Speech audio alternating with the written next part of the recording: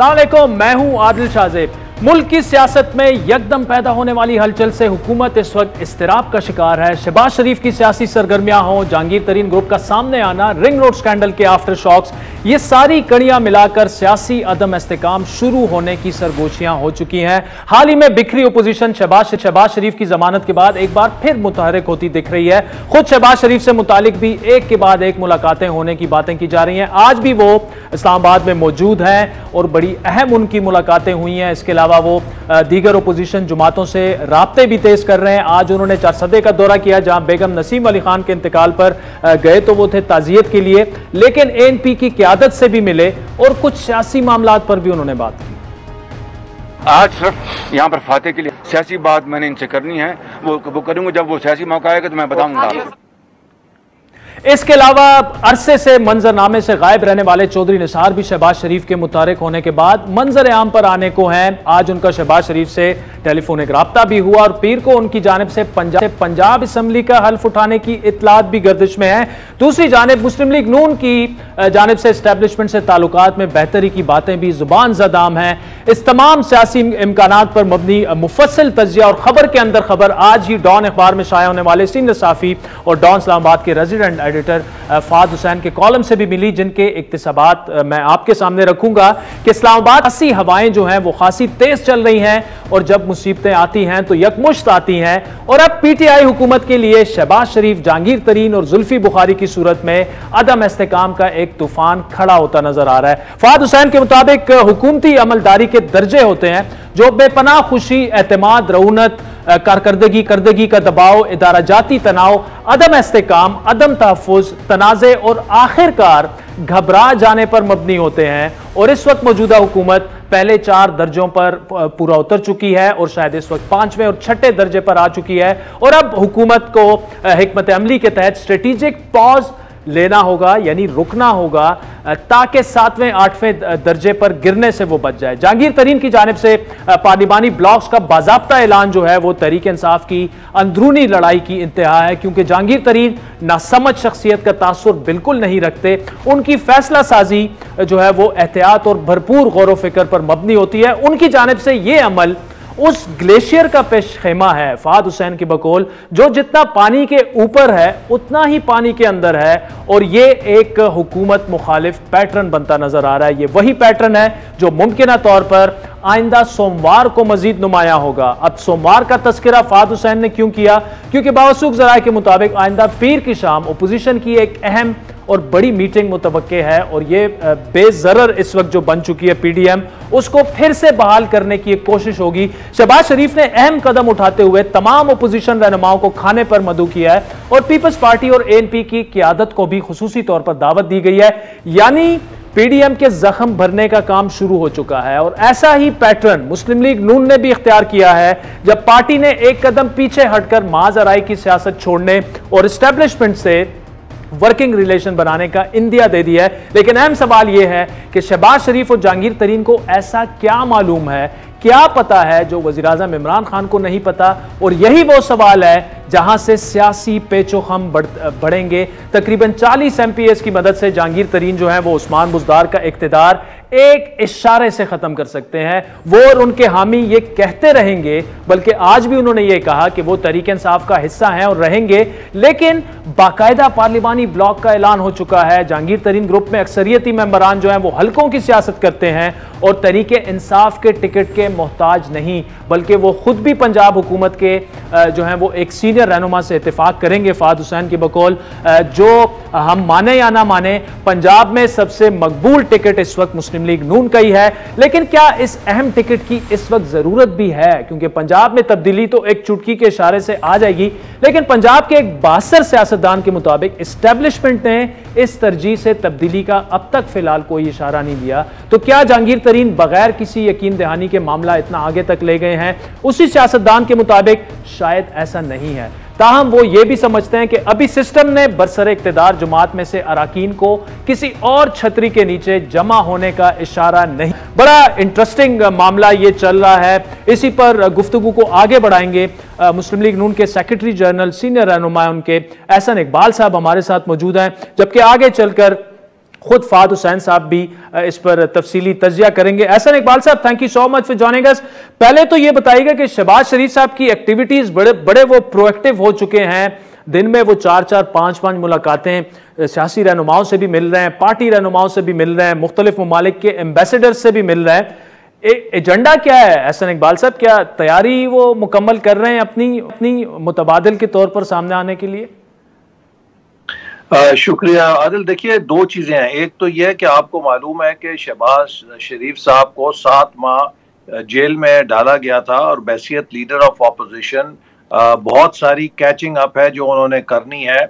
बहुत सारा जो सियासी होमवर्क है वो उनकी गैर हाजिरी की वजह से मुतासर हुआ, उसको कैच अप करना है। फिर मुल्क के जो ताज़ा तरीन हालात हैं वो भी इस बात का तकाजा करते हैं कि ऑपोजिशन एक प्रोएक्टिव रोल प्ले करे। देखिए, पाकिस्तान एक एटमी ताकत है। ये कोई रवांडा या इथोपिया या कोई और मुल्क नहीं है कि जिसकी गवर्नेंस, जिसकी इकॉनमी अगर तबाह हो जाए तो उसके कॉन्सिक्वेंसेस नहीं है। पाकिस्तान की जहां 20 करोड़ आबादी है वहां पर इसकी जो एक स्ट्रेटेजिक अहमियत है, खुदा ना खास्ता अगर इस मुल्क की इकॉनमी जैसे कि वो नीचे चली गई है और गवर्नेंस जो कि दिन ब दिन उधड़ रही है, या आप समझ लीजिए कि उसके नट एंड बोल्ट खुल रहे हैं, ये रियासत की इस तरह की नाकामी कबूल नहीं की जा सकती। लिहाजा वो तमाम मुहिब वतन सियासी जमातें और अफराद जो मुल्क के मुस्तकबिल से दिलचस्पी रखते हैं, इस मुल्क को मुस्तहकम देखना चाहते हैं, उनका फर्ज है कि वो इस मुल्क को बचाने के लिए अपना किरदार अदा करें। और शहबाज शरीफ साहब भी इसी हवाले से तमाम ऑपोजिशन जमातों से राब्ते कर रहे हैं और कोशिश कर रहे हैं कि एक जॉइंट हम एफर्ट के जरिए मुल्क को इस अजाब से निजात दिला सकें। ठीक, अच्छा एहसन साहब, यहां पे जो जॉइंट अपोजिशन की आपने बात की, देखिए पीडीएम में जो दरार पड़ी, एएनपी चली गई, पीपल्स पार्टी भी, मामलात जो थे काफी बिगड़ चुके हैं। अब खबर तो यह है कि शहबाज शरीफ साहब सबसे राब्ते करके और एक खाना भी कर रहे हैं मंडे को, तो क्या पीपल्स पार्टी को भी दोबारा से वेलकम करेंगे? और शहबाज शरीफ साहब ने आके थोड़ा बहुत पैचअप कर दिए, मामलात संभल चुके हैं पीपल्स पार्टी से खुसूसन? देखिए, जहां तक पीडीएम का ताल्लुक है उसके हवाले से तो पीडीएम के सरबराह मौलाना फजलुर रहमान साहब पीपल्स पार्टी और एएनपी को पेशकश कर चुके हैं कि अगर आप अपने फैसले पे नजर सानी करें और पीडीएम के फैसलों को कबूल करें तो हमारे दरवाजे आपके लिए खुले हैं। तो इसका फैसला तो खुद अब पीपल्स पार्टी और एएनपी ने करना है। जहां तक ऑपोजिशन का सवाल है, अभी बजट सेशन 11 जून से शुरू होने वाला है और ये एक बहुत अहम कौमी असेंबली का इजलास होता है पूरे साल के दौरान। और ख़ास तौर पे इस वक्त जो तबाही और बदहाली है, हमें इस बात का भी ख़तरा है कि हुकूमत अपनी नाकामी का बोझ अवाम पे डालने की कोशिश करेगी और उन पर ज़्यादा टैक्सों के ज़रिए उनको मज़ीद निचोड़ने की कोशिश करेगी। और हम इस पर चाहते हैं कि ऑपोजिशन अगर कोई भी अवाम दुश्मन तजावीज़ हैं या अगर बजट में अवाम दुश्मन कोई ऐसे वो मेजर्स हुकूमत लेना चाहती है जिसका बोझ अवाम के लिए नाकाबिले बर्दाश्त हो, तो हम अपने जॉइंट एफर्ट के साथ उसे नाकाम बनाएं। तो ऑपोजिशन को कौमी असेंबली के अंदर पीडीएम के अलावा दीगर जमातों के साथ मिलकर भी एक मौसर ऑपोजिशन का बजट सेशन के दौरान किरदार अदा करना है। और इसीलिए जो इशाया दिया है शहबाज शरीफ साहब में, उसमें उन्होंने तमाम ऑपोजिशन की जमातों और लीडर्स को मदऊ किया है। ठीक है, अच्छा एहसन इकबाल साहब, इसका मतलब ये हुआ कि फिलहाल जो पीपल्स पार्टी से वो मामलात थे वो पसे पुश डालकर आगे की बात की जाएगी, बजट तक शायद आप मुत्तफिक हो जाएं कि बजट को अपोज किया जाए जो भी था। क्या ये फैसला पीएमएलएन की लीडरशिप ने लाहौर में किया एक दो दिन पहले कि जी अब पीपल्स पार्टी को साथ इसलिए नहीं रखना क्योंकि वो फिर भी दगा दे जाएंगे? एक खबर आई थी तो मैंने कहा आपके सामने रख दूं। क्या ऐसा कुछ हुआ कि नहीं जी अब नहीं चलना पीपल्स पार्टी के साथ? जी, अभी ऐसा कोई इजलास मुस्लिम लीग नून का नहीं हुआ, क्योंकि मुझे किसी ऐसे इजलास की खबर नहीं है। मैं सेक्रेटरी जनरल हूँ पार्टी का, लिहाजा मैं समझता हूँ कि 29 तारीख को पीडीएम की लीडरशिप का इजलास मुनक्कद हो रहा है। वो इस लिहाज से अहम है कि वो मौजूदा सूरत हाल का जायजा लेगा और मुस्तकबिल के लिए फैसला करेगा। तो मेरे ख्याल में जो पीडीएम की मुस्तकबिल की स्ट्रैटेजी है वो 29 तारीख को सरबराही इजलास में तय होगी, तय होगी। एहसन साहब, थोड़ी सी बात करते हैं तो प्रैक्टिकल पॉलिटिक्स की। Let's be realistic for some कि अगर तो आप समझते हैं कि खान साहब से मुल्क नहीं चल रहा और पंजाब तो बिल्कुल नहीं चल रहा, तो बुज़दार के खिलाफ या तो अदम एतमाद लाना होगा या कुछ और सेटअप लाना होगा। और मैं इस कॉन्टेक्स्ट में सवाल पूछ रहा हूं कि बताया यह जा रहा है कि चौधरी निसार साहब की शहबाज शरीफ साहब से बातचीत भी हुई है और पीर को वो बाकायदा हल्फ भी उठा रहे हैं, तो इस पर क्या वो दोबारा से नून लीग में आएंगे? अगर वो आएंगे तो उनको खुशामदेद कहा जाएगा? देखिए, मेरे इल्म में ऐसी कोई खबर नहीं है कि उनकी शहबाज शरीफ साहब से बातचीत हुई है। और उन्होंने, वो एक सीनियर सियासतदान है, 3 साल से हल्फ नहीं उठाया। अब अगर वो हल्फ उठाना चाहते हैं, ये उनकी रजामंदी है, लेकिन मेरे ख्याल में जो मुस्लिम लीग नून की सियासत है और मुल्क की जो सियासत है वो 3 सालों में बहुत तेजी से आगे बढ़ चुकी है।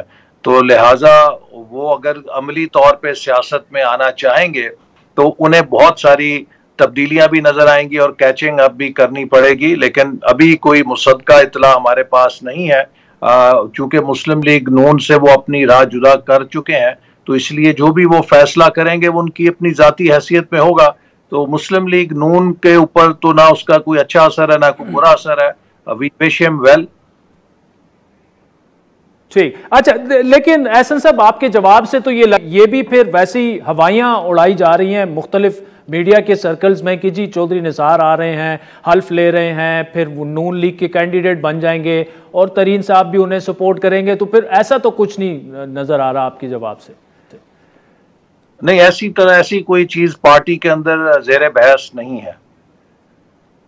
ठीक, और एहसन साहब, चौधरी निसार साहब जो हैं उनकी तकरीबन पूरी जिंदगी नून लीग में ही गुजरी है, उनकी पूरी सियासत। ऑल्दो आपकी बात बिल्कुल ठीक है कि 3 साल में काफी नून लीग बड़े दूसरे तरफ निकल गई थी, लेकिन जो शहबाज शरीफ साहब का और उनका एक बड़ा दरीना ताल्लुक है और स्कूल ऑफ थॉट भी सियासत का तकरीबन एक ही है, मफामत की सियासत दोनों करते हैं। तो एक्सेप्टेबिलिटी चौधरी निसार साहब की आज भी उतनी है पीएमएलएन में जितनी 3 साल पहले थी, छोड़ते वक्त थी, या आप समझते हैं कि इट्स टू लेट? देखिए, मेरा ख्याल है कि बहुत, जैसे मैंने कहा कि पुलों के नीचे से पानी निकल चुका है। 2018 में जो तल्खियां पैदा हुई उनके बहुत दूररस असरात हैं, तो इसलिए मेरे ख्याल में उनका मुस्लिम लीग नून की पॉलिटिक्स पे कोई ज्यादा असर मैं नहीं देखता। मुस्लिम लीग नून बहुत आगे जा चुकी है सियासत के अंदर, अपने असूल के साथ, अपने नजरिए के साथ। और अब ये वो जमात नहीं रही कि जो बहुत ज्यादा मसलियत पसंदी पे यकीन रखती थी। हमारी लोगों के साथ एक कमिटमेंट है, हमने आइन की हुक्मरानी के लिए कुर्बानियां दी हैं। हम में से हर शख्स, नवाज शरीफ साहब से लेकर शहबाज शरीफ साहब से लेकर और जितनी सफ़े अव्वल की पीएमएलएन की क़यादत है, वो इन झूठे मुकदमों का सामना कर चुकी है, वो सजाए मौत के कैदों का सामना कर चुकी है।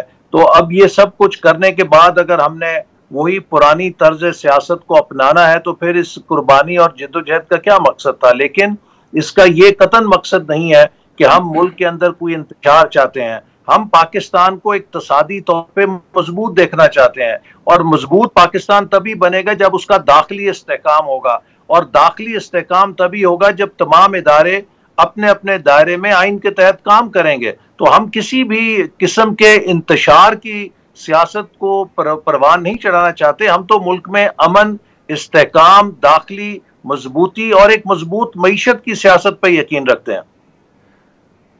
ठीक, ऐसे सब आपके जवाब से मुझे ये रिफ्लेक्ट हो रहा है, जो कि जुबैर साहब इससे पहले कह चुके हैं या शायद खाकान अब्बासी साहब कह चुके हैं कि एस्टेब्लिशमेंट के साथ तो हमारी लड़ाई थी ही नहीं, और तकरीबन सुलह भी हो चुकी है, राब्ते वाब्ते भी जो है वो हो चुके हैं। लेकिन जो PMLN, what PMLN has been through in the past 3 years, जो सियासत रही है, आपके कारकुनान ने जो कुर्बानियां दी हैं या आप जो अंदर गए हैं, अब मसलियत पसंदी की तरफ बढ़ने का मतलब ये है कि सुलह सफाई।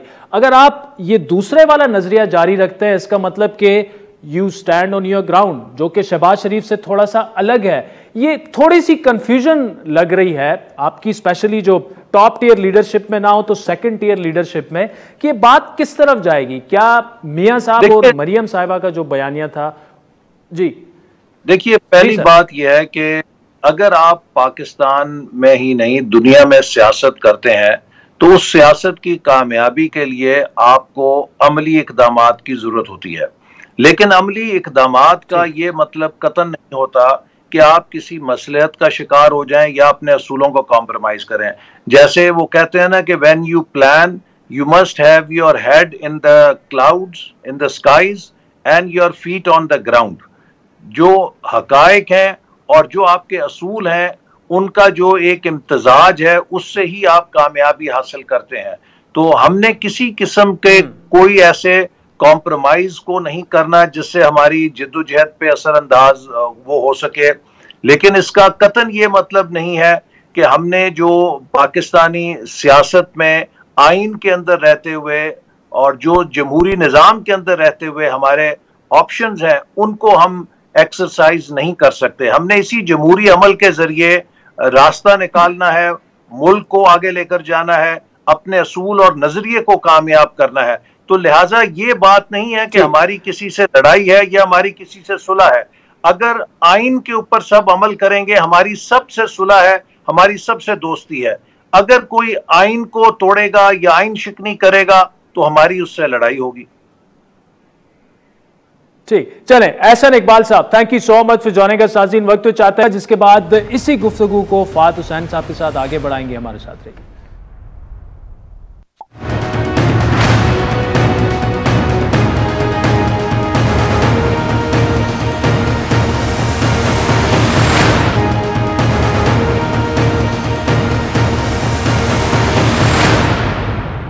वेलकम बैक नाज़रीन। ब्रेक से पहले एहसन इकबाल साहब से तफसीली गुफ्तगू हुई और फात हुसैन साहब ने आज जो कॉलम लिखा डॉन में वो बड़ी तफसील के साथ हमने आपके सामने रखा। इस्तराब और बेचैनी जो है वो तो बढ़ रही है, लेकिन क्या इसके आगे जैसे जैसे हम आगे जाते जाएंगे, बजट आएगा, बजट के बाद क्या इस बेचैनी और इस्तराब में कमी आएगी या इसमें इजाफा होता जाएगा? खुद फात हुसैन साहब हमारे साथ मौजूद हैं। फात साहब, thank you so much for joining us. ये शहबाज शरीफ, जहांगीर तरीन, जुल्फी बुखारी, बड़ा अच्छे तरीके से आपने इनको कनेक्ट किया और बड़ा एक प्रॉब्लम बन रहा है यहाँ पे रेड जोन में। क्या आप समझते हैं कि ये प्रॉब्लम जो है ये आगे बढ़ता जाएगा या आप समझते हैं कि थोड़ा सा चूंकि आप तरीन साहब ऊपर ऊपर से तो हमें नज़र आ रहा है कि जी वो भी बैकफुट पे थोड़े से चले गए हैं, बढ़ेगा मामला आगे? देखिए आदिल, मैंने जो उसमें जो बुनियादी तौर पर लिखा है वो ये है कि पाकिस्तान तहरीक इंसाफ की गवर्नमेंट में एकदम दबाव जो है वो बढ़ना शुरू हो गया है और उसकी मैंने 3 एग्जांपल्स दी हैं कि एक तरफ शहबाज शरीफ साहब जो है मुतारिक हो गए हैं और वो अपने लिए स्पेस बना रहे हैं, अपनी जमात के लिए स्पेस बना रहे हैं। दूसरी तरफ जहांगीर तरीन साहब ने बाकायदा ब्लॉक बना दिया है और तीसरी तरफ रिंग रोड में जो कुछ आपके सामने है वो हो ही रहा है। अच्छा, मैं इसमें जो इंपॉर्टेंट चीज है वो ये है कि ये तीनों जो डेवलपमेंट जिनका मैंने जिक्र किया, क्या ये आपस में जुड़ी हुई हैं? मैंने ये तो नहीं मैंने कहा, क्योंकि इंपॉर्टेंट देखिए, ये कहना कि जनाब जहांगीर तरीन साहब जो हैं वो शहबाज साहब के साथ को प्लानिंग कर रहे हैं और उसके नतीजे में जो है कुछ हो रहा है, ऐसा नहीं हो रहा। ये तीनों अलग अलग चीजें हो रही हैं। असल नुक्ता क्या है? नुक्ता यह है कि बैक वक्त ये चीजें एकदम उबलकर सामने आना शुरू हो गई। यानी इनमें डायरेक्टली कोई ताल्लुक न हो, लेकिन यह ताल्लुक जरूर है कि इनकी बुनियाद पर साइमल्टेनियसली गवर्नमेंट के ऊपर दबाव बढ़ना शुरू हो गया है। यकदम 3-4 फ्रंट खुलने शुरू हो गए। पहली चीज तो ये। दूसरी देखिए, अब इसमें आपने सवाल किया कि क्या ये आगे जाके बढ़ेंगे। शहबाज साहब की सियासत हमारे सामने है, वो रोजाना की बुनियाद पर जो है वो पाकिस्तान मुस्लिम लीग नून के लिए जगह बना रहे हैं, प्रोएक्टिव हो रहे हैं। अगर ये उनकी जो पॉलिसी है इसको उनकी जमात ने अपना लिया, यानी अगर बाकायदा तौर पर उसकी जो उनके भाई ने कहा जी बिल्कुल ठीक है, तो फिर हमें नजर आएगा कि ये उनकी सियासत बड़ी तेजी से जो है वो फैलेगी। और उसके एक रद्द अमल जो है वो हमें नजर आ रहा है, जो मंडे को मैंने जिक्र किया कि पीडीएम को जोड़ने के लिए एक एफर्ट आउट हो रहा है। अब वो उसमें से क्या निकलता है वी डोंट नो, लेकिन वो शुरू हो गया, वो हो रहा है। पीपल्स पार्टी उसमें शामिल हो रही है। जहांगीर तरीन साहब देखिए, उसके लिए इंपॉर्टेंट चीज क्या है? इंपॉर्टेंट ये है कि जहांगीर तरीन साहब की ने अपना इंटेंशन तो ये कहा है कि मेरा तो कोई इंटेंशन नहीं है कुछ गड़बड़ करने का, लेकिन उन्होंने अपनी कैपेबिलिटी शो कर दी है। कैपेबिलिटी और इंटेंशन में फर्क होता है। और ये जनरल कियानी जब आर्मी चीफ थे तो वो कहा करते थे कि देखिए हमने भारत की इंटेंशन को के ऊपर अपनी प्लानिंग नहीं करनी, क्योंकि इंटेंशन तो कभी भी चेंज हो सकती है, हमने कैपेबिलिटी पे करनी है। जहांगीर तरीन साहब ने ये कैपेबिलिटी शो कर दी है कि अगर मैं चाहूं तो कम से कम पंजाब फारिग हो सकता है। इंपॉर्टेंट चीज वो। अच्छा, 2 चीजें हैं फाज़ साहब, पीएमएलएन पे भी आते हैं, लेकिन ये जो 2 इस वक्त इमीडिएट थ्रेट्स नजर आ रहे हैं, पोटेंशियल थ्रेट्स आप उसे कह दें। एक तो तरीन साहब हैं। अब तरीन साहब जो हैं, अगर उनको खान साहब उन पर फुल फ्लैज हाथ डालते हैं तो गवर्नमेंट गिर सकती है पंजाब में एटलीस्ट उनकी। अगर नहीं डालते तो उनका नैरेटिव जो है वो पिट जाएगा, एनआरओ नहीं दूंगा। फिर जुल्फी बुखारी साहब वाला जो मामला है, अब सरवर खान तो वो कह रहे हैं जी कि प्राइम मिनिस्टर्स ने कहा कि मैंने क्लीन चिट आपको दे दी, आप कहीं नहीं जा रहे। जुल्फी बुखारी बहुत से लोगों को पता है कि उन चंद लोगों में शामिल थे जिनकी डायरेक्ट एक्सेस थी प्राइम मिनिस्टर तक, और मामलात शायद पिछले 6-7 दिनों में ख़राब भी हुए थे। अब खान साहब के लिए ये दोनों प्रॉब्लम्स जो हैं, अगर वो जुल्फी बुखारी पे भी इसी तरह ये मामला आगे चला, उनका नाम आ जाता है तो उनके लिए ट्रबल होगा। जुल्फी बुखारी भी चुप तो नहीं बैठेगा। अगर वो छोड़ते हैं तो then he is in trouble again. बिल्कुल, बात आप दुरुस्त कर रहे हैं। हर तरफ से जो है वो मामलात में पेचीदगियां होना शुरू हो गई हैं। देखिए, शुरू में ये कहना कि जनाब ये सारे मसाइल इस गवर्नमेंट में अभी हो रहे हैं, नहीं, मसाइल तो हर गवर्नमेंट में होते हैं और शुरू से होना शुरू हो जाते हैं। अच्छा, शुरू के दौर में कहा जाता था जनाब ना तजुर्बाकार हैं, गलती कर रहे हैं, सीख जाएंगे। बहुत सारे लोग जो ताकतवर लोग थे उनको सपोर्ट करते थे, कहते थे कि नहीं कोई मसला नहीं है, कम से कम नीयत तो ठीक है, काम तो ठीक करना चाह रहे हैं। 2-2.5 साल के बाद मामला थोड़े चेंज हो गए, कुछ कंक्लूजन ड्रॉ होने शुरू हो गए हैं। पहला तो ये कि इनसे काम नहीं हो रहा, दूसरा ये कि वो जो 1 पेज का हम बार बार सुन रहे थे ना, उसमें भी कुछ हद तक कशीदगी हमें नजर आ रही है। और उसमें एक चीज तो बिल्कुल सामने है, वो है पंजाब। बुज़दार साहब के हवाले से आदिल, ये कोई सीक्रेट तो नहीं है कि एस्टैब्लिशमेंट जो है वो चाहती है कि वहां पे तब्दीली हो, वो नहीं हो रही। तो चुनाचे इस वक्त मामलात कुछ ऐसे हैं कि आइसोलेटेड इंसिडेंट जिनका हम जिक्र करें ये इंपॉर्टेंट है, लेकिन उससे ज्यादा इंपॉर्टेंट ये है कि हमें एक ट्रेंड क्या नजर आ रहा है। और ट्रेंड हमें ये नजर आ रहा है कि पाकिस्तान तहरीक इंसाफ की गवर्नमेंट जो है वो मुश्किलात में घिरती जा रही है। एन मुमकिन है वो उनसे निकल आए, लेकिन इस वक्त तो मुश्किलात बढ़ ही रही हैं, कम नहीं बढ़ती। आप देख रहे हैं। अच्छा फाज साहब, जो एक पेज की आपने बात की, और ये तो अभी ओपन सीक्रेट ही है कि इस्टेब्लिशमेंट पंजाब के मामलात से खुश नहीं है कि आपको पाकिस्तान का सबसे बड़ा सूबा इस तरह से ट्रीट नहीं करना चाहिए। अब उनके जो मामलात हैं, फिर जो 5-6 मिनिस्टर जो हैं आर्मी चीफ से मिले और शेख रशीद साहब खुद कह चुके हैं कि जी खान साहब खुश नहीं थे। अब जाहिर बात है जो उन खान साहब के वहाँ पे मामलात हैं, अगर वो इतना पब्लिकली कह रहे हैं कि जी आप क्यों वहाँ जाके मिले, तो ये तो बिगड़ते जा रहे हैं मामलात वहाँ पे। देखिए, ये मुलाकात जो है आज से कई हफ्ते पहले हुई थी और इस पे मैंने लिखा भी था जी। और वो जो 6 लोग थे, अब तो उनके नाम भी सामने आ गए, उनको बाकायदा तौर पर बहुत कुछ कहा गया था कि आपकी हुकूमत की कारकर्दगी जो है वो ठीक नहीं है, आपको तब्दीलियां करने की जरूरत है। लेकिन उस मुलाकात में जो मरकजी नुक्ता था वो फिर भी पंजाब ही था, और यही कहा गया था कि आप पंजाब को ठीक करें, वाला मामलात नहीं होंगे। लेकिन उसके बाद जवाब क्या हुआ प्राइम मिनिस्टर की तरफ से कि जी पंजाब में तो बुज़दार साहब ही रहेंगे। ये जो 1 पेज का इशू है, देखिए इसमें मैं और आप बात कर सकते हैं, हमें एग्जैक्ट हार्ड फैक्ट्स तो नहीं पता, लेकिन एक परसेप्शन ये बनना शुरू हो गया है कि वो जो मुकम्मल तौर पर जो 100% सपोर्ट थी, वो जब थोड़ी सी हटी है तो ये मुख्तलिफ फॉल्ट लाइन्स जिसका हम जिक्र कर रहे हैं, शहबाज साहब मुतारिक हो गए, रिंग रोड खुल गया, फलाना हो गया, ब्लॉक बन गया, ये सारी इंडिकेशंस हैं एक लार्जर प्रॉब्लम की। चुनाचे पाकिस्तान तहरीक इंसाफ ने अगर अपने मामलात को ठीक करना है तो वो स्ट्रेटेजिक पॉज का मैंने जिक्र किया था, उन्हें थोड़ा ठंडा सांस लेना है और देखना है कि पाकिस्तान में हुकूमतों के साथ माजी में भी ऐसे ही हुआ है कि एकदम वो मुसीबतों में घिरना शुरू होती हैं और जब वो पैनिक करती हैं तो मुसीबतें और ज्यादा बढ़ती हैं। मतलब आपने जो फॉरेन अफेयर्स में एक स्ट्रेटेजिक पॉज का एक कॉलम में जिक्र किया था, वो ट्रैवल करते करते अब डोमेस्टिक अफेयर्स में भी वो स्ट्रेटेजिक पॉज आ गया। फॉरेन पॉलिसी और डोमेस्टिक पॉलिसी बड़ी जुड़ी हुई है। अच्छा, आखिरी सवाल फाज साहब आपसे, पीएमएलएन कहां खड़ी है? शहबाज शरीफ, वो आपने अपने कॉलम में ही जिक्र किया कि पीएमएलएन के ज्यादातर जो पार्लियामेंटेरियंस है वो ये चाहते हैं कि यार बस अब मामलात सॉर्ट आउट कर लें और बस बहुत हो गया अब। तो पीएमएलएन में बयानिया मरियम नवाज शरीफ एक तरफ, शहबाज शरीफ एक तरफ, ये आप समझते हैं कि बस अब शहबाज शरीफ आगे जाएंगे? नहीं, देखिए अल्टीमेटली पीएमएलएन का फैसला मियां नवाज शरीफ ने करना है। ये जो हकीकत है ये तब्दील नहीं हुई है। मियां नवाज शरीफ का रोल वो है जो एक जज का होता है कि बाकी जो जमात में लोग हैं वो वकील हैं, उन्होंने जाके जज के सामने अपने अपने आर्ग्यूमेंट्स देने हैं, आखिर फैसला उन्होंने ही करना है। तो इस वक्त शहबाज साहब मुतारिक हुए हुए हैं, वो काम कर रहे हैं, और जो सुनने में आया है, जो मैंने भी जिक्र भी किया, कि इस वक्त उनकी जमात में बहुत सारे ऐसे लोग हैं जो चाह रहे हैं कि इलेक्शन करीब आ रहे हैं, हमें एस्टैब्लिशमेंट से हालात को बेहतर करना है। लेकिन क्या पीएमएलएन ने यह फैसला कर लिया है कि इस बयानी की तरफ जाना है? मेरी इतला ये कि अभी वो फैसला नहीं हुआ। शहबाज साहब अपना केस प्रेजेंट करेंगे, वो बड़े बड़े जिसे कहते हैं कि जोश और जज्बे से मामला को आगे लेके चल रहे हैं, लेकिन आखिरी फैसला मियां नवाज शरीफ का होगा। वो फैसला क्या होगा उसके लिए शायद हमें वेट करना पड़ेगा। फाद हुसैन साहब, thank you so much for joining us. नाज़रीन, फाद साहब ने जो स्पेशली जो एक पेज का सफ़ा थोड़ा बहुत आगे पीछे हो गया, थोड़े बहुत से मेरे ख्याल है बात अब आगे निकल गई है, उसकी बुनियादी वजह पंजाब है। डॉक्टर फिरदौस आशिक अवान साहब अब ब्रेक के बाद हमें ज्वाइन करेंगे, उनसे पूछेंगे कि बुज़दार साहब आखिर क्या वजह है कि या सिर्फ वो खुद अपनी परफॉर्मेंस से मुतमईन है, और या फिरदौस आशिक अवान साहबा चूँकि उनकी तर्जुमान है, उनके अलावा कोई भी उनकी परफॉर्मेंस से क्यों खुश नहीं। ब्रेक के बाद हमारे ज्वाइन।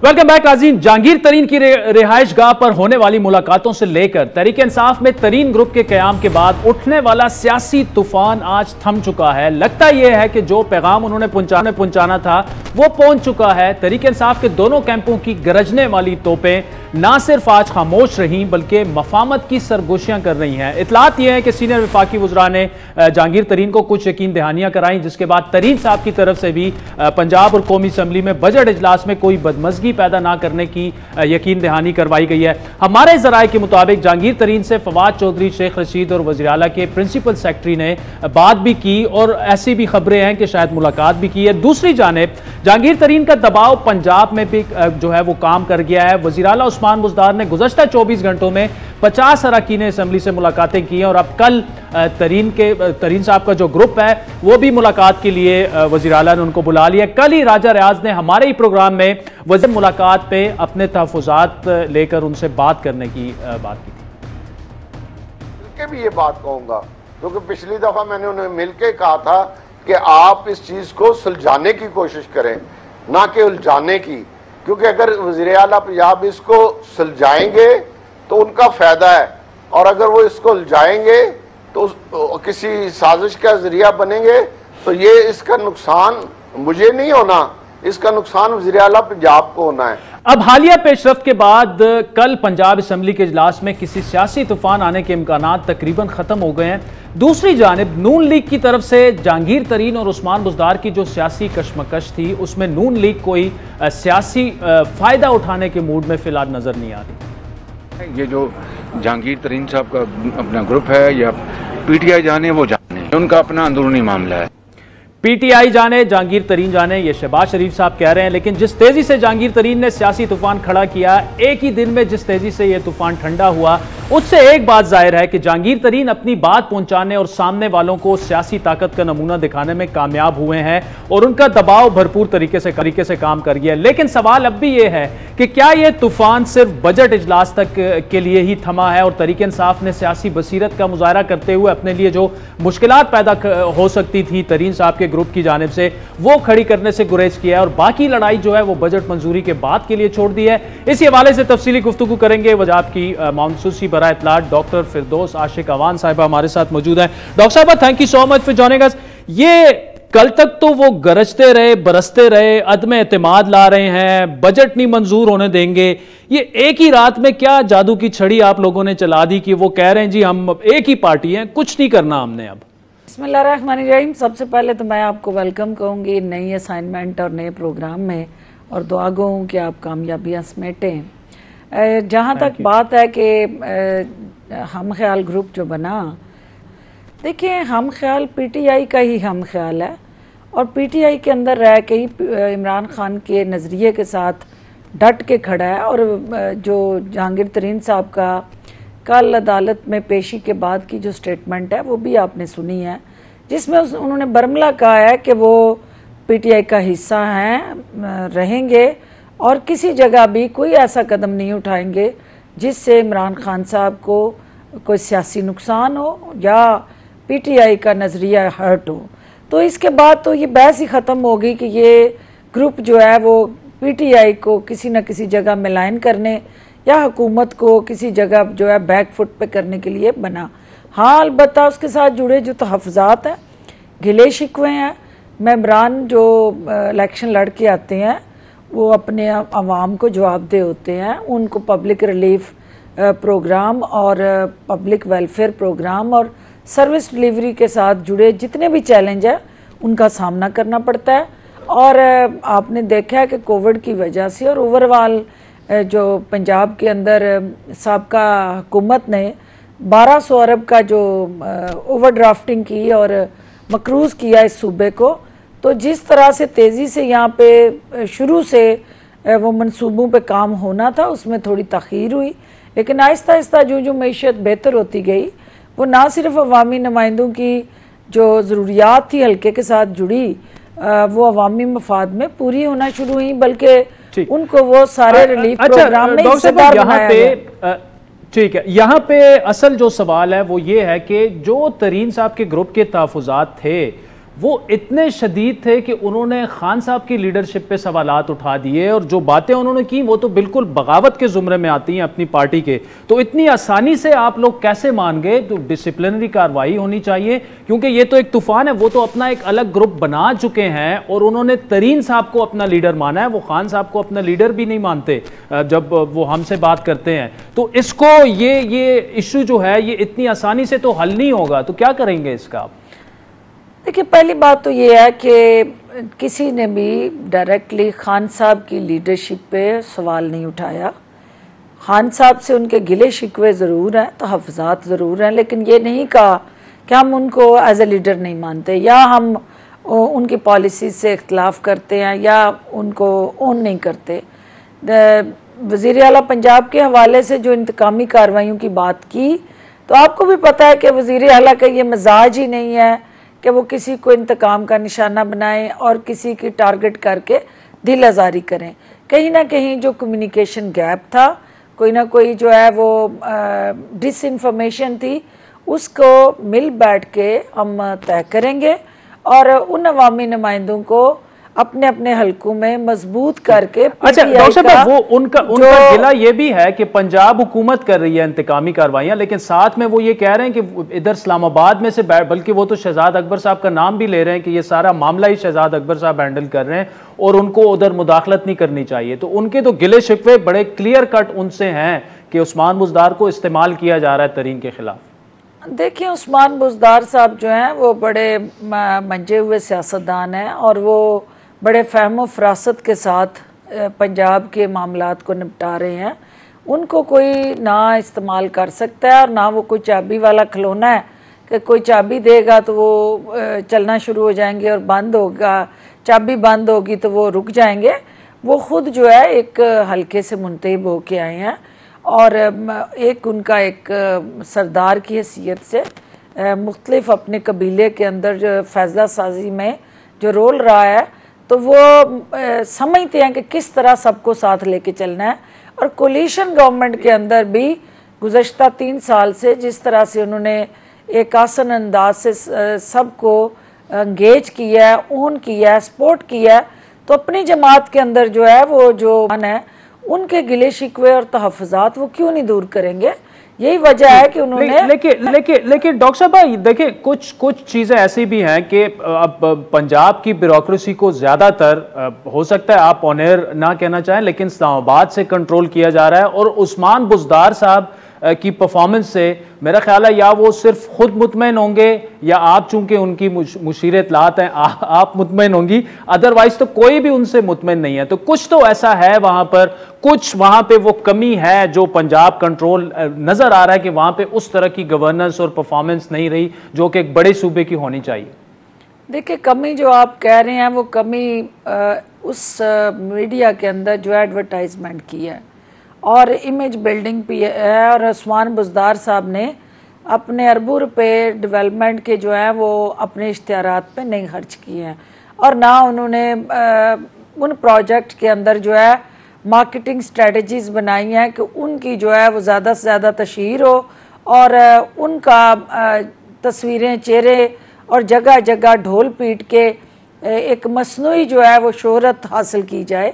ये कमी रही है, लेकिन ये कमी इसलिए रही है कि वज़ीर आज़म इमरान खान और वज़ीर आला उस्मान बुज़दार कौम की एक एक पाई के अमीन हैं और वो सरकारी वसाइल के मुहाफ़िज़ हैं। वो किसी सूरत भी इस सरकारी पैसे का ज़िया अपनी ज़ात पे और शोहरत के ऊपर नहीं करना चाहते। यही वजह है कि जो मल्टी डायरेक्शनल डेवलपमेंट और इनिशिएटिव्स और रिफॉर्म्स पंजाब में हुई हैं, उस तरह से मीडिया उसको ऑन नहीं करता और ना हाईलाइट करता है। तो ये चीजें नहीं, ये तो डॉक्टर साहब बस जाती होगी। देखें, बुज़दार साहब की परफॉर्मेंस की सारी जिम्मेदारी अगर वो नहीं कर रहे मीडिया पर डालना, क्योंकि मीडिया को इश्तेहारात नहीं मिल रहे, थोड़ा सा मेरा ख्याल है इधर जाती कर गई हैं आप। नहीं, उसमें यह कि मीडिया के अंदर जो एक रुझान रहा, हमने जब ट्रांजिशन ऑफ पावर हुआ, PMLN की हुकूमत के बाद PTI की हुकूमत आई, तो यहाँ पे शहबाज शरीफ साहब का अगर आप मीडिया बजट देख लें और उसके बाद उस्मान बुज़दार साहब का मीडिया बजट देख लें, तो दोनों में ज़मीन आसमान का फ़र्क है। और यकीनन ये बात मैं इसलिए कह रही हूँ कि वहाँ पे जो एडवर्टाइजमेंट थी, ये तो बाद में पाबंदी लगी कि कोई चीफ मिनिस्टर अपनी तस्वीर के साथ जो है वो मीडिया में ऐड नहीं दे सकता, कोई प्राइम मिनिस्टर नहीं दे सकता। ये सुप्रीम कोर्ट ने बाद में पाबंदी लगाई। उन्होंने इसका भरपूर इस्तेमाल करते हुए उस वक्त इन फंड्स को डॉक्टर साहब प्रोजेक्ट के साथ खुद बोलती है, कारकर्दगी को आवाम तक पहुंचाया, ट्विटर है, फेसबुक है, इंस्टाग्राम है, वो कारकर्दगी, उनको इश्तिहारात की जरूरत नहीं है, वो खुद बोलती है। अच्छा ये बताइए डॉक्टर साहब, असल इशू जो है वो तरीन साहब के खिलाफ केसेस रुकवाना है, जहांगीर तरीन साहब का ये पूरा जो ग्रुप भी बना है। अब ऐसा लग रहा है कि आपके और उनके मामला ठीक हो गए। खान साहब रोजाना कहते हैं वो किसी को NRO नहीं देंगे। अब NRO स्याह होता है या सफ़ेद होता है? इसी को NRO कहते हैं ना, कि बस मामला ठीक हो गए, ठीक है जी, बस मिट्टी पाओ, बस इसी तरह चलेगा मामला। और खान साहब को खुल के कहना चाहिए कि नहीं जी, केसेस वेसेस भी वापस नहीं होंगे, आपने डिसिप्लिन की खिलाफ वर्जी की है और आपको शो कॉज नोटिस भी मिलेंगे। देखें, बात यह है कि एक चीज़ तो आप ये लिख लें और ये हरफ आखिर है कि वज़ीर आज़म इमरान खान जो है वो किसी जगह भी इंसाफ और एहतसाब जो इस जमात का सबसे अहम जुज़ है उस पर कंप्रोमाइज़ करेंगे, और वो किसी जगह पे रिलीफ देंगे और कहीं कंप्रोमाइज़ करके वो केसेस को विथड्रॉ करेंगे। केसेस का जो अपना मंतकी अंजाम है उस पर पहुँचना है, और तमाम वो अफराद जो PTI का हिस्सा हैं या PTI के मुखालिफ हैं, उन्हें उस ड्यू कोर्स ऑफ प्रोसेस से गुजरना है। अदालतें जिसको क्लियर करेंगी, अदालतें जिसको क्लीन चिट देंगी, PTI और हुकूमत जो है उन अफराद को क्लीन चिट देगी। किसी जगह भी कंप्रोमाइज़ नहीं होगा, और वज़ीर आज़म इमरान खान ना प्रेशराइज होंगे ना ब्लैकमेल होंगे। वो एक कानूनी और आइनी जंग जो है वो जहांगीर तरीन साहब हों या उनके साथ जुड़े जितने भी अफराद हैं उनको अपनी अपनी सतह पर लड़नी है। लेकिन जहां पार्टी के डिसिप्लिन की बात आती है तो पार्टी की जो तरजीहात है, पार्टी का एक आइन है, उसका एक प्रोसेस है, उसके कायदो ज़वाबित है, उसके अंदर से गुजरना जो है हर मेंबर का सबसे अहम तरीन इम्तिहान है। और जो आप ये कह रहे हैं कि कहीं वायलेशन हुई है, किसी ने उसको बाईपास किया है या पाँव तले रोंदा है, तो इसका फैसला पार्टी की सत्ता पे पार्टी की लीडरशिप ने करना है। और मैं समझती हूँ कि कोई भी जमात जो है वो किसी जगह भी अपनी जमात को जिंदा रखने के लिए वहाँ डिसिप्लिन को हर हाल में एनफोर्स करती है। और ये मत आप कहें कि ये चीज़ें जो है वो नज़र से ओझल होंगी, लेकिन देखना ये है कि किसने कितनी वायलेशन की है। अगर उस वायलेशन का पार्टी को किसी सतह पे किसी मुखालिफ को वोट नहीं दिया, उन्होंने पार्टी की किसी जगह पे जाके और मैंडेट पार्टी का और जाके किसी मुखालिफ जमात का हिस्सा बन गया, तो यकीनन ऐसा नहीं है। पार्टी के अंदर रहते हुए अगर उनकी आवाज़ बुलंद हुई है तो वो भी पार्टी का एक हिस्सा है, खानदान है, खानदान के अंदर गिले शिकवे होते हैं, तो उसके मुताबिक जो है लाए अमल तय किया जाएगा। Thank you so much for joining us. Doctor साहब बज़िद हैं कि उस्मान बुज़दार साहब जो हैं वो परफॉर्म कर रहे हैं और साथ में ये भी कह रही हैं कि जिन्होंने ब्लैकमेल करने की अगर कोशिश की है तो पार्टी डिसिप्लिन की खिलाफ वर्जी जिन्होंने की है उनके खिलाफ भी कार्रवाई होगी। वक्त तो चाहता है एक ब्रेक का, जिसके बाद आपको न्यूयॉर्क लिए चलेंगे। जनरल असम्बली का बड़ा अहम इजलास इस वक्त जारी है फ़लस्तीन के मामले पर। शाह महमूद कुरैशी वज़ीर ख़ारिजा साहब ने वहाँ पे खिताब भी किया है। ब्रेक के बाद आपसे दोबारा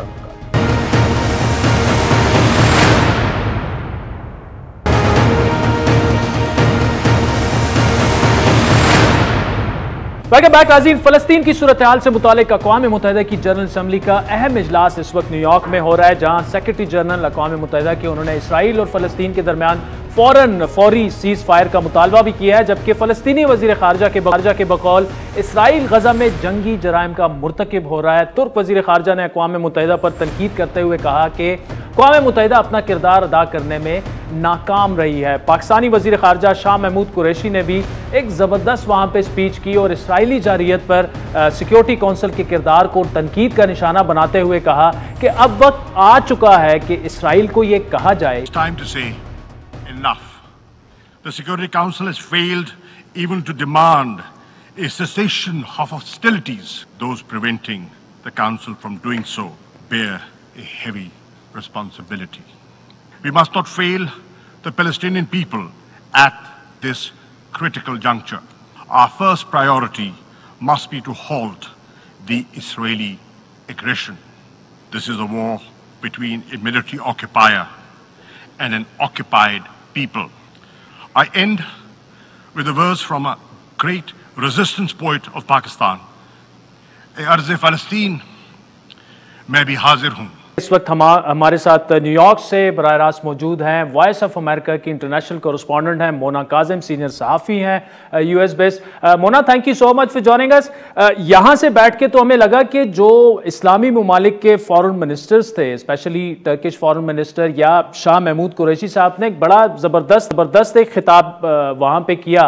ओवरऑल एटमॉस्फेयर वहाँ पे आपके ख्याल में क्या इसका कोई इम्पैक्ट हुआ? वहाँ पे आपकी बाकी जर्नलिस्टों से भी बात हुई होगी, लेकिन स्पेशली शाह महमूद साहब ने जो खिताब किया उनमें उन्होंने चीदा जो बातें थी वो क्या थी आपके ख्याल में? देखिए, बहुत शुक्रिया मुझे बुलाने के लिए। सबसे पहले तो ये कि ये हंगामी सूरत हाल में जो इजलास बुलाया गया था, यकीनन ये एक बहुत इम्पैक्टफुल रहा और शाह महमूद कुरैशी साहब ने जिनेवा कन्वेंशन को भी कोट करते हुए कहा कि उसकी भी खिलाफ वर्जी के मुतरादिफ हो रही हैं इस खित्ते में सूरत हाल, और उसके सीज फायर के लिए तमाम ममालिक जो है वो एक साथ यूनाइटेड हैं और एक साथ आवाज़ जो है वो सबकी एक ही है। और देखिए, अभी जो हल निकलने की आपने बात की वो तो आने वाला वक्त ही बताएगा, हम अभी कोई उसके ऊपर नहीं तबसरा कर सकते, लेकिन माजी में यकीनन देखा गया है कि कई करारदादें अक़वाम मुत्तहिदा ने पास की जिसका कोई खातिर ख्वाह नतीजा नहीं निकल पाया। इस सिलसिले में एक इंटरेस्टिंग बात यह भी है कि हंगामी बुनियाद पर यूनाइटेड नेशंस के सिक्योरिटी काउंसिल ने ह्यूमन राइट्स की एक मीटिंग 27 मई को भी बुलाई है, जो पाकिस्तान और फ़लस्तीन की कोशिशों से अमल में आ रही है। और इसमें OIC ममालिक के अलावा गैर OIC ममालिक भी हैं, जिसमें चीन, मैक्सिको, वेनेजुएला, बोलीविया जैसे ममालिक भी शामिल हैं। तो काम जो है वो सीज फायर की तरफ जो है वो हर तरफ से जो है, आपने अभी USA टुडे में जो है वो प्रेसिडेंट बाइडेन ने भी इस सीज फायर की तरफ एक बहुत पुश जो है हमने देखी उनकी तरफ से कि उन्होंने भी अब एक पुश करनी शुरू की है, जिसके लिए बेंजामिन नेतन्याहू का हमने रिएक्शन भी देखा कि उन्होंने उस पुश के लिए कहा है कि यकीनन वो उसकी हिमायत करते हैं, लेकिन जो उनके मकासद हैं वो पूरे। अच्छा मोना, ये बताइएगा कि आपने खुद भी तस्करा किया कि जो शाह महमूद साहब की स्पीच और जो उनकी बाकी इंगेजमेंट भी है, और पाकिस्तान इस तरह लग रहा है कि इंटरनेशनली भी इस्लामी ममालिक में के बाकी के मुकाबले में बड़ा प्रोएक्टिव रोल प्ले करता नजर आ रहा है। तो वहां पर फॉरेन मिनिस्टर साहब, इसके अलावा उनकी शाह महमूद साहब की क्या कुछ मुलाकातें स्केड्यूल्ड हैं, एजेंडे पे हैं फलस्तीन के इशू को लेकर, या कुछ इस तरह की कॉन्फ्रेंस वगैरह, ये 27 का जो आपने जिक्र किया उसके अलावा? जी देखिए, मुझे ये तो नहीं पता कि उसके अलावा जो है वो और क्या उनका स्केड्यूल में है, लेकिन बहरहाल जो आज रीड आउट आया है उसमें ये ज़रूर मेंशन किया गया है कि इस के अलावा अफगानिस्तान और कश्मीर के मुद्दे पर भी बातचीत जो है वो होगी इस आने वाले इस इजलास के अंदर। ठीक है। अच्छा मोना, आखिरी सवाल आपसे कि ओवरऑल अगर देखा जाए तो पाकिस्तान का इस वक्त जिस तरह से शाह महमूद साहब किरदार एक अदा कर रहे हैं, क्या इसको इंटरनेशनल मीडिया में इस तरह से रिपोर्ट किया जाता है। हम तो यहां बैठ के तो ऑब्वियसली ज्यादातर लोग पाकिस्तानी मीडिया ही देखते हैं, लेकिन इंटरनेशनली इसको किस तरह से परसीव अभी तक किया गया है, पाकिस्तान का खुसूसन जो किरदार है और फ़लस्तीनी जो लोग हैं या सिफारतकार हैं, वो उसको आपके ख्याल में किस तरह से देखते हैं? देखिए, पाकिस्तान जाहिर है सपोर्ट कर रहा है इस वक्त फ़लस्तीन की, और उनकी तरफ से सालसी का किरदार अदा करने की कोशिशें कर रहा है, और इसको लिहाजा इसी तरीके से तमाम मीडिया में परसीव भी किया जा रहा है। जहां जिस इदारे में जो इंटरनेशनल मीडियाज़ हैं, उनका जो भी साउथ एशियन सेक्शंस जो हैं, उन सब में यकीनन शाह महमूद कुरैशी साहब का मौक़िफ़ जो है वो बिल्कुल वाज़ेह तौर पे सामने जा रहा है, जबकि जो दूसरे मीडिया उनमें एक टोटलिटी में, एक पूरी तौर पे जो UNGA का सेशन है वो टोटलिटी में पूरी तरह से सामने जा रहा है। लेकिन बहरहाल जो मौक़िफ़ है वो फ़लस्तीन और इजराइल के सीज़ फायर को लेकर वो बहुत वाज़ेह है, और उसकी तमाम ममालिक और यूनाइटेड नेशंस के अंदर भी तमाम जितने ओहदेदारान हैं वो उसकी हिमायत करते हुए नजर आ रहे हैं। Mona Kazim, thank you so much. New York से हमारे साथ वॉइस ऑफ अमेरिका की कॉरेस्पॉन्डेंट मौजूद थी। नाज़रीन, आज के प्रोग्राम पर आपके फीडबैक के मुंतज़िर रहेंगे। हमारा ट्विटर हैंडल है @आदिल शाज़ेब। मुझे मेरी टीम समेत इजाज़त दीजिए। खुदा हाफ़िज़।